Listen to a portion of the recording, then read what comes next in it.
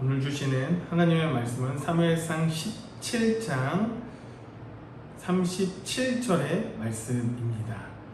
또 다윗이 이르되 여호와께서 나를 사자의 발톱과 봄의 발톱에서 건져내었은즉 즉 나를 이 블레셋 사람의 손에서 건져내시리이다. 사울이 다윗에게 이르되 가라, 여호와께서 너와 함께 계시기를 원하노라. 아멘. 오늘 본문 이 사무엘상 17장에는 이 다윗에게 있어서 자신의 이름을 온 이스라엘에 알리게 된 결정적인 사건이 기록되어 있습니다. 이 사건은요, 어찌 보면 예수를 믿지 않은 사람, 즉 교회를 다니지 않는 사람조차도 잘 아는 사건이 오늘 본문에 담겨 있는데요. 그 유명한 다윗과 골리앗의 싸움이 오늘 본문 사무엘상 17장에 담겨 있습니다. 오늘은 이 사건을 중심으로 여러분께 말씀을 전하며 은혜를 나누고자 합니다. 특별히 오늘은요, 골리앗과의 싸움에 출정하기 전에 이 다윗과 사울의 대화 내용을 가지고 함께 나누고자 하는데요. 먼저 32절의 말씀을 먼저 보겠습니다. 다윗이 사울에게 말하되 그로 말미암아 사람이 낙담하지 말 것이라. 주의 종이 가서 저 블레셋 사람과 싸우리이다 하니. 지금 다윗과 사울의 대화 내용에서 특이한 사실이 발견됩니다. 그것은 대화의 주도권이 지금 왕인 사울에게 있지 않고 다윗에게 있다는 사실이죠. 당시 사울이 왕이고 백성인 다윗을 불렀기 때문에 사울이 먼저 말을 꺼낼 것 같지만 실은 다윗이 먼저 말을 꺼내었습니다. 자, 다윗은 이제 사울이 자신을 부르지 않으면 안 될 만큼 용기 있는 말을 하고 다녔던 모습이 앞선 본문에서 나오는데요. 자, 앞선 본문을 보면요, 다윗의 형이요, 다윗을 질책하며 말렸지만 다윗은 개의치 않고 계속 같은 말을 출정하겠다라고 말합니다. 이처럼 다윗이 골리앗과의 싸움에 출정하겠다라고 확신을 갖게 된 이유가 무엇일까요? 방금 읽었던 32절을 보면요, 다윗은 사울에게 이렇게 말합니다. 그로 말미암아 사람이 낙담하지 말 것이라. 주의 종이 가서 저 블레셋 사람과 싸우겠니이다 라고 말하죠. 자, 당시 골리앗의 등장으로 이스라엘 군대는요, 두려움에 사로잡혀 있었습니다. 군대를 이끄는 왕 사울까지 낙담한 상황에서 아무도 골리앗과 대적하려 하지 않았죠. 그렇기 때문에 사울은요, 내가 나가겠나이다 하고 나설 자를 기대합니다. 그런 자들이 나오지 않자 많은 재물과 왕의 사이가 되는 특권, 그리고 집안을 자유케 해주겠다는 상까지도 내걸게 됩니다. 하지만 결과는 어떠한가요? 아무도 나서지 않게 되죠. 그때 사울에게 햇솜같이 나타난 존재가 있었으니 그는 바로 다윗이었습니다. 다윗이 스스로 자기가 가겠다라고 나섰던 것이죠. 사울은 다윗이 어려 처음에는 출정을 허락하지 않았지만 스스로 나선 다윗의 모습을 보고 사울은 무척 흡족해합니다. 그래서 결국 사울은 자기의 갑옷까지 벗어주며 다윗의 출정을 격려합니다.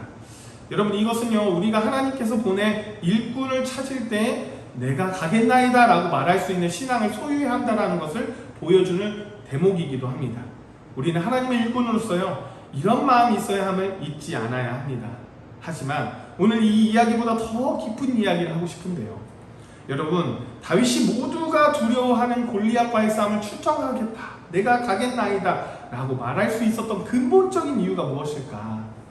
이것이 오늘 우리에게 제일 중요한 내용입니다. 34절에서 36절을 보면요, 다윗은 자신이 양을 지킬 때 사자나 곰이 와서 양을 움킬 때 그 맹수를 치고 양을 건져내었듯이 오늘 골리앗에게도 그렇게 할 수 있다라고 말합니다.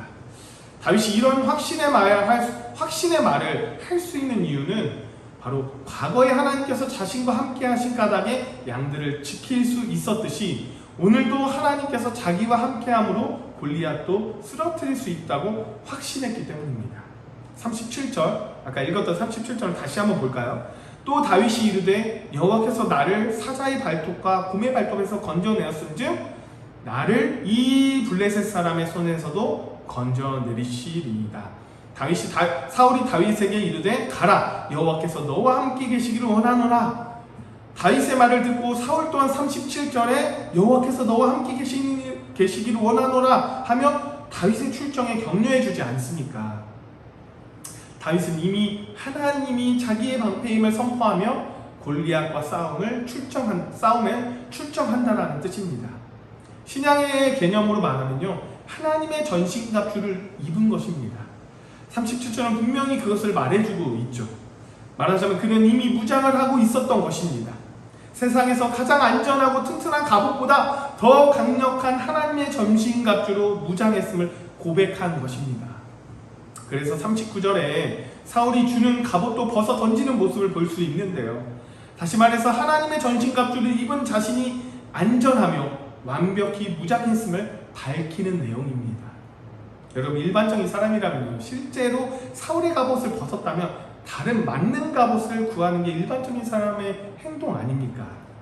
조금 작고 부족해도 좋으니 맞는 것으로 가져다 달라고 다윗은 사울에게 요청했을 것입니다. 하지만 오히려 다윗은 사울의 갑옷을 벗어버리고 공격할 무기를 구합니다. 다윗은 공격할 무기도요, 좋은 칼이나 창이 아닌 막대기와 물매 그리고 돌 5개, 그게 전부였죠. 사랑하는 여러분, 이것은 우리에게 무엇을 의미하는 줄 아십니까? 하나님을 섬기는 우리에게는요, 세상 사람들과는 전혀 다른 갑옷과 공격 무기가 있다는 것을 의미하는 내용이에요. 세상에 그 무엇도 우리를 안전하게 할 수 있는 방패는 없습니다. 여러분, 예수를 모르는 사람들은요, 어딘가 불안하고 어딘가 마음이 걸리는 일이 생기면요, 세상의 것들로 자기의 방패와 갑주를 삼으려고 해요. 하지만 여러분, 우리는 다르잖아요. 하나님을 아는 사람은 하나님의 전신갑주가 얼마나 대단한지를 알기 때문에 어떠한 어려움이 오더라도, 영적인 전쟁이 일어나더라도 하나님을 의지하게 되지 않습니까? 여러분, 다윗과 사울의 큰 차이점이 여기에 있는 것이에요. 사울이 왜 죽었나요? 그가 갑옷을 입지 않아서 죽었나요? 아니잖아요. 여러분, 성도된 우리는요, 하나님의 전신갑주를 입는 자들입니다.